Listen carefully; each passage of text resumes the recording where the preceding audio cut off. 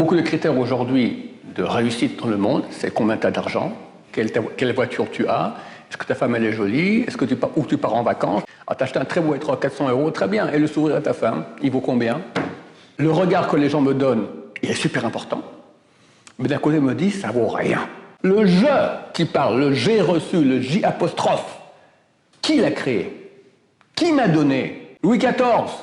Les gens se prosternaient devant son lit. Pauvre type. Abraham, énorme.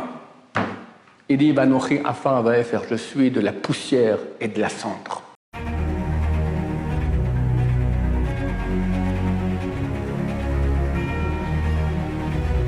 Ce shiur dédié pour la Refoua Shema de Zahava Batsultana Bezrat Hashem, que Dieu envoie une guérison rapide et complète.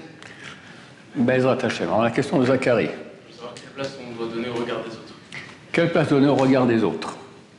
Très bonne question. Sujet très simple et très dur. Très simple à comprendre, très dur à pratiquer.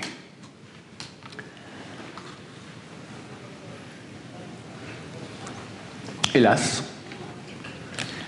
on a besoin de reconnaissance. Un enfant dont les parents soi-disant pratiqueront une éducation réussie, qui est de toujours dire qu'est-ce qui est interdit, qu'est-ce qu'il faut faire à chaque moment, mais jamais vont le féliciter, jamais vont lui donner de l'amour, jamais vont lui dire des mots d'estime, ou du même genre dans un couple, c'est très courant, au bout d'un moment, on parle pour dire ce qui est nécessaire et pas plus. Les mots d'amour ont disparu, les mots d'estime aussi. Par contre, quand ça ne va pas, on le dit. Donc dans un discours, dans ce type de couple, tu n'as presque aucun mot gentil, l'un envers l'autre, de gentillesse, et tu as beaucoup de mots de remarque. C'est la fin du couple. Ça empoisonne le couple terriblement. Et dans quelle éducation? Ça empoisonne l'éducation. Le gosse, il va sortir tordu. L'homme a besoin de reconnaissance. C'est vital. Peut-être plus que tout. Plus que tout. Et les gens qui ne le font pas aux gens qui ont besoin de cela, ce sont des criminels. Et là, il y en a énormément, parce que tu tues la personne. Tu as des gens, toute leur vie, ils sont complexés, miskénis, tordus, parce qu'ils n'ont pas reçu ça dans leur enfance. Toute leur vie. Ou le couple, il est mort, d'accord? C'est terrible, un couple qui est mort. Après, on divorce, on se trompe, et les enfants au milieu, etc. Alors c'est tellement simple d'ouvrir la bouche et de dire un compliment. C'est une mitzvah de la Torah. Aimer son prochain comme soi-même. C'est pas lui donner 10 000 euros, ça aussi, d'accord. Mais c'est beaucoup moins donner de l'argent que donner de l'estime. La Gemara dans Baba Batra, il dit que quand quelqu'un donne de l'argent à un pauvre, alors il reçoit 5 brachot. Mais quand tu lui dis un mot gentil au pauvre, il reçoit 6 brachot. Demande au pauvre, qu'est-ce que tu préfères, de l'argent ou un sourire? Je préfère de l'argent. Mais c'est faux. La Torah, elle sait que le sourire fait plus que l'argent. Parce que le pauvre ne se rend pas compte qu'est-ce qu'il a. Lui, il veut l'argent, d'accord, mais il ne se rend pas compte à quel point aussi le sourire est nécessaire. Rabbi Akiva a dit, il a dit que la mitzvah de aimer son prochain comme soi-même, c'est Klal Gadol Batorah. C'est la loi, une grande loi de toute la Torah. Lorsque il y avait un non-juif qui veut se convertir, est allé voir Shammai, il dit, je veux me convertir, mais je veux une formation rapide pour la conversion. Le temps que je me tiens sur un pied. Allez, comment on peut tenir sur un pied? Combien? 1 minute, 2 minutes? Je vais tout comprendre et tu me convertis. Shammai l'envoie balader. Et alors là, il dit, oh, c'est très simple. Ne fais pas à ton prochain ce que tu ne voudrais pas qu'on te fasse. C'est la forme négative de ce que dit Rabbi Akiva. Rabbi Akiva a dit, aime ton prochain comme toi-même. Alors il lui a dit un peu moins, fais pas de mal à ton prochain, ce que tu ne voudrais pas qu'on te fasse, fais-le. Mais on peut comprendre de cela aussi, fais à ton prochain ce que tu aimerais qu'on te fasse.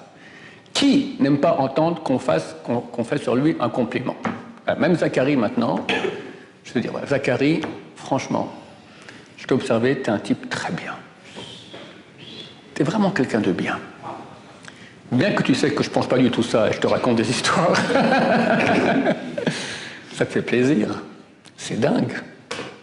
Les gens qui ont beaucoup d'argent et que tout à coup les mouches se mettent autour d'eux, qui s'agglutinent comme ça, comme autour d'un pot de miel, d'accord, et ils leur font des salamalek. Ils savent très bien que des salamalek. Ils savent très bien que c'est rien. Mais ils sont addictés. Ça fait plaisir. On fait salamalek, salamalek, salamalek, salamalek. Pauvre type. D'accord? Qu'est-ce que tu as plus d'argent qu'un autre à cause de ça? Tu te prends pour quelqu'un? Tu es vraiment quelqu'un à cause de ça, tu es vraiment quelqu'un de mieux? C'est rare. C'est très rare. Il y a des riches bien, mais il y en a beaucoup qui ne sont pas bien. D'accord? Une des grandes épreuves de la richesse, c'est le kavod. C'est se prendre pour quelqu'un. Parce que les gens sont autour de toi et te font des salamalek non-stop. Au bout d'un moment, tu commences à te prendre au sérieux. Vous connaissez l'histoire du roi? Hoshea, il s'appelait, je crois, Hoshea. Hoshea. Il y avait une dame, Atalia, elle s'appelait, elle a tué tous les descendants du roi, les descendants du roi David. Il y avait Kohen Gadol à l'époque, qui s'appelait Yehoyada. Son fils s'appelait Zacharie. C'est pas le prophète Zacharie, c'est un autre. Et Yehoyada, il a caché un des enfants. Hoshea, il s'appelait. Si je me souviens bien, Hoshea, je ne suis pas certain à 100% que c'est le vrai nom. D'accord, j'ai un petit doute dans ma tête. Il a caché dans le Saint des Saints. Il avait 7 ans. Et des années, le petit garçon, jusqu'à l'adolescent, il habitait dans le Saint des Saints. Puis un beau jour, Yehoyada était Kohen Gadol. Il dit à tout le monde, regardez messieurs, voici le roi d'Israël. Je l'ai caché là-bas, c'est lui. Ouais, tout le monde est content. Très bien. Il devient roi d'Israël. Très bien. Tant que son maître, Yehoyada, le guidait, il était parfait. Yehoyada a vieilli, il meurt. Et là, Hoshea, il pète un câble. Quoi, il pète un câble? Ses serviteurs lui disent à longueur de journée, t'es un homme divin, t'es un dieu. Comment quelqu'un peut-il survivre? Quand le Kohen Gadol rentrait le premier temple, il y a eu 12 Kohanim Gdolim. Le premier temple a existé 410 ans. Le deuxième temple, il a existé 420 ans. Et il y a eu plus de 300 Kohanim Gdolim, dont Yochanan Kohen Gadol, qui était Kohen Gadol pendant 80 ans, dont Shimon HaTzadik, qui était Kohen Gadol pendant 40 ans. Il y avait un autre, Ben Hasma, pendant 11 ans. Dans le ça nous fait combien? Je dis 80, 40, 120, 11, ça fait 131 ans. Sur les, fais-moi 420 moins 131, combien ça nous fait? 289. Durant 289 ans, il y a eu 300 Kohanim Gdolim. Ils ne finissaient pas leur année. Parce qu'ils rentraient dans le sang des saints à Yom Kippour, ou ils crevaient là-bas. D'accord? Ou ils sortaient, puis après quelques temps, ils ne finissaient pas l'année. Parce qu'ils achetaient la Keuna, le fait d'être Kohen Gadol, par d'argent. Pauvre type, d'accord? Tu rentres dans le sang des saints comme ça, ils ne finissent pas leur année. Hoshea, pendant des années, il reste là-bas dans le sein des saints. Il reste vivant. Ils ont dit, t'es un dieu. Non mais vous rigolez, ça va pas. T'es un dieu. 1 an, 2 ans, 3 ans, 4 ans, 5 ans. Au bout d'un moment, il a cru qu'il était un dieu. Il a cru qu'il était un dieu. Non mais, c'est un taré. Mais les gens qui font le salamalek autour, au bout d'un moment, ça rentre. Le Message Charim, il dit, c'est comme le venin d'un serpent quand on fait du kavod. Le venin d'un serpent. Mon Chavruta, qui était mon rab pendant 15 ans, à l'époque, tu mariais la nièce de Rabbi Shimon bar Shaul. Il est très proche de Rabbi Shimon bar Shaul. Puis un jour, il rentre chez le Rav, il le voit un peu déprimé comme ça, il dit, Kvod Rav, Blain Rav, vos livres, vos psakim, ils vont dans le monde entier, etc. Il m'a dit, Ron, t'aurais dû voir, c'est comme si un serpent l'a mordu. Il a sauté en arrière. Parce que je lui ai fait un compliment. Sauter en arrière. La peur du kavod. Alors que les gens courent après le kavod, regardez-moi, je suis là, etc. Donc il est clair que le regard des autres sur nous, il a un impact énorme. Alors, dans le couple ou dans l'éducation, c'est nécessaire. Mais, nous, au bout d'un moment, on doit commencer à comprendre que ce n'est pas le regard des autres qui va fixer ma valeur. Surtout pas. D'abord, qui me dit que leurs critères sont vrais? Beaucoup de critères aujourd'hui de réussite dans le monde, c'est combien tu as d'argent, quelle voiture tu as, est-ce que ta femme elle est jolie, est-ce que où tu pars en vacances, d'accord, des trucs complètement superflus, faux, vraiment dans le monde du faux à fond, d'accord. Alors moi maintenant je dois me mettre maintenant à considérer leurs critères.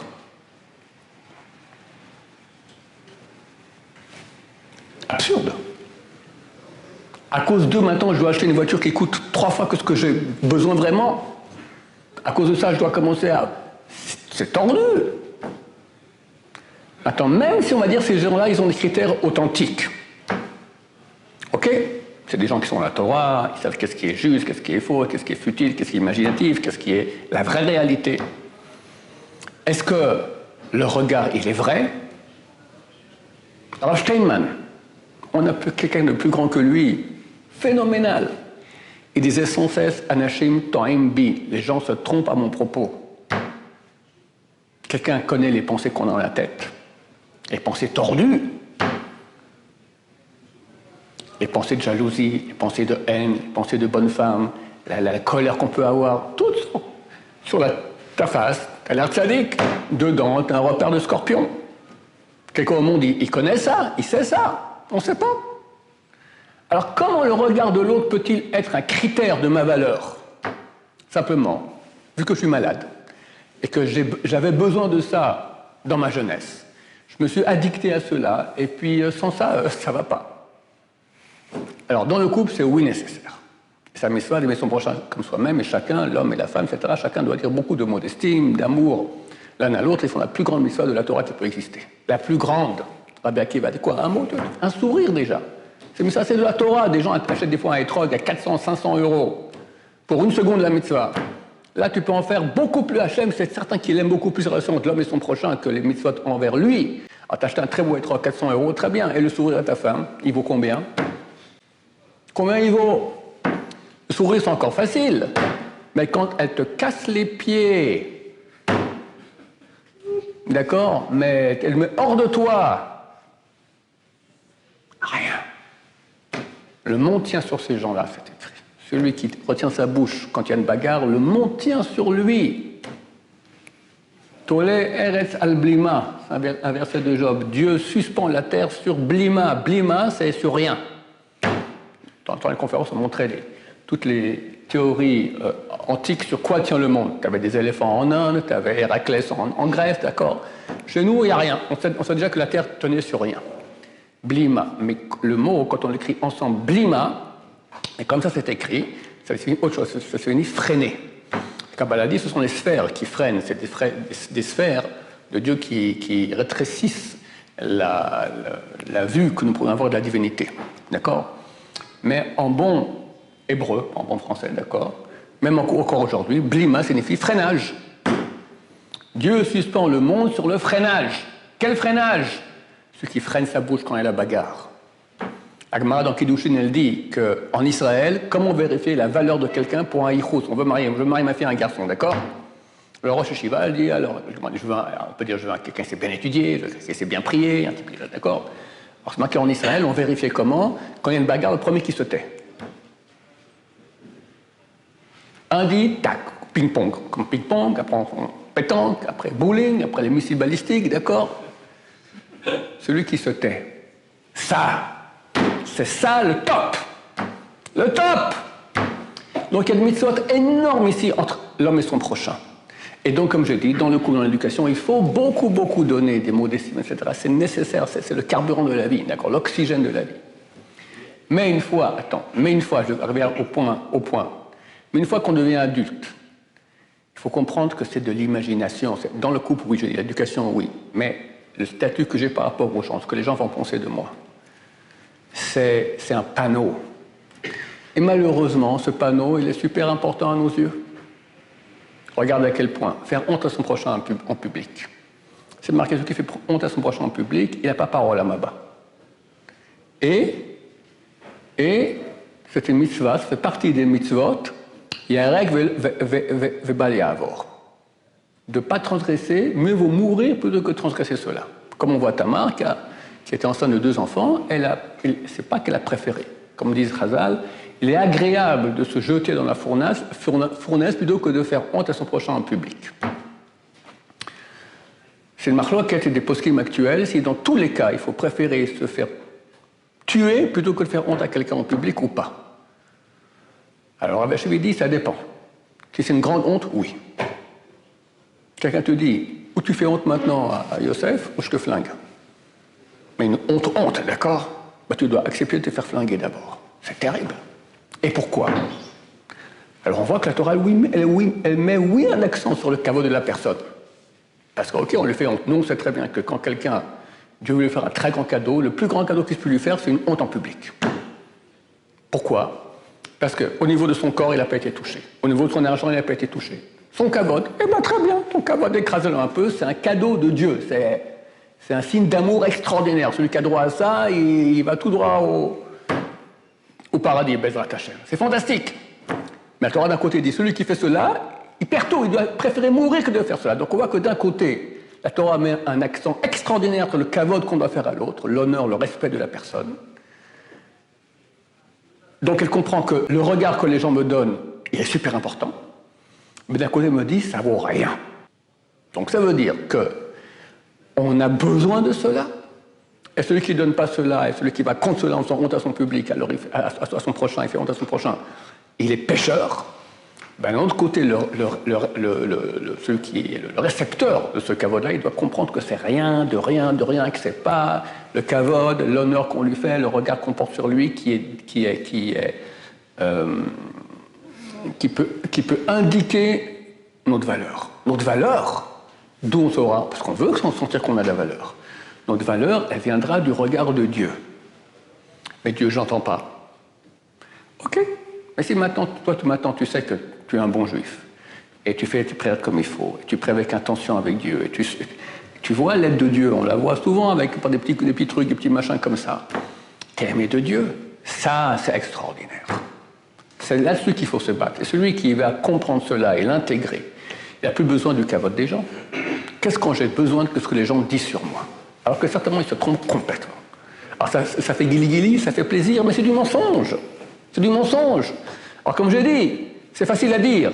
Au vécu, c'est terriblement difficile à se débarrasser de ça. C'est la grande bataille des grands de Torah. D'accord, ils se battent contre le kavod sans cesse, parce qu'on leur fait un kavod monstre, mais ils savent que c'est pas du tout légitime. C'est une bataille terrible. Mais il faut savoir que, néanmoins, après tout le kavod qu'on nous fait, etc., on nous fait, ok, ne le prends pas au sérieux, première chose. Ensuite, ne va pas le chercher. Toute la journée en train de la langue dehors, comme ça, en train de l'échouer, donnez-moi un peu de kavod, ouh, je suis là, d'accord. C'est un type qui est vide. La Gemara, elle dit que la guina, comme on dit ça en français, une jarre. Quand elle est vide, on met une pièce dedans, alors la Gemara, elle dit kish. Kish, c'est en bon français, shklong, d'accord? Ça fait du bruit. Quand la jarre, elle est pleine, tu la fermes, tu la secoues, on n'entend rien. Quelqu'un qui est plein, quelqu'un qui est riche, quelqu'un de grand, il n'a pas besoin, et les potes, je suis là. Oui. Tu veux dire quelque chose? Israël, tu veux dire quelque chose? Non, enfin, vous avez dit que la référence c'est par rapport à Hachem. Oui. C'est-à-dire, il n'y a pas un risque d'orgueil justement là-dessus qui vient, c'est-à-dire, ouais, moi après tout, ouais, je suis quelqu'un de bien, tout ça va, je fais les choses comme il faut par rapport à Hachem, tout, ça ne risque pas l'orgueil, alors qu'on dit que là-dessus, que celui qui est aimé des hommes, il est aussi aimé de Dieu. Ouais. Donc quelque part, quand on reçoit aussi ce kavod-là, quelque part, c'est Hachem aussi qui nous le donne. C'est vrai. On ne peut pas tomber dans l'extrême, mais il y a... Ouais, tu dis deux choses intelligentes. Tu dis, si je me sens aimé par Hachem, ça devient aussi orgueilleux. Ah ouais, je suis quelqu'un de bien, je suis aimé par Hachem. Deuxièmement, tu dis, c'est écrit que celui qui est aimé des hommes, il est aimé de Dieu. Donc j'ai besoin, c'est important que les gens me regardent avec amour. Alors, je vais répondre d'abord à la deuxième question. Plus quelqu'un sera humble, plus il sera aimé par les gens. Si quelqu'un il rentre dans l'orgueil, parce qu'il voit que les gens l'aiment, il fait des actions pour que les gens l'aiment, les gens vont le fuir. Les gens, ils ont un sixième sens. L'odorat, d'accord, il y a un odorat des gens. Les types orgueilleux, on les hait. C'est marqué, l'anavi mitenchen, Dieu donnera aux humbles du charme. On est attiré. Les gens humbles, ils attirent. Ça, c'est par rapport aux gens. Alors, par rapport à Dieu, c'est vrai, on a déjà parlé souvent de cela. Moshe Rabbeinu, quand il écrit dans la Torah que Moshe Rabbeinu est l'homme le plus humble qu'il y a sur terre, c'est lui qui écrit. Il faut le faire, hein. Moi je l'écris aussi, c'est moi l'homme le plus humble sur terre. Et il a pété un câble, d'accord? Non, je ne sais pas, mais encore, du quartier, je suis un des hommes les plus humbles qu'il y a ici dans le coin, d'accord? Il a pété un câble. Attends, Moshe Rabbeinu, il écrit ça, et il sait quand même qui il est. Il sort le peuple juif d'Égypte avec des miracles extraordinaires. Elle fait passer la mer Rouge. Il fait descendre la manne tous les jours, le petit déjeuner continental. Après, la Torah. Il va 3 fois 40 jours avec Dieu sans manger et boire. Il sait que c'est quand même pas, c'est pas un pauvre type. C'est le plus grand homme qu'il y a sur terre. Mais il sait qu'il n'a rien fait pour. Et l'a reçu en cadeau de Dieu.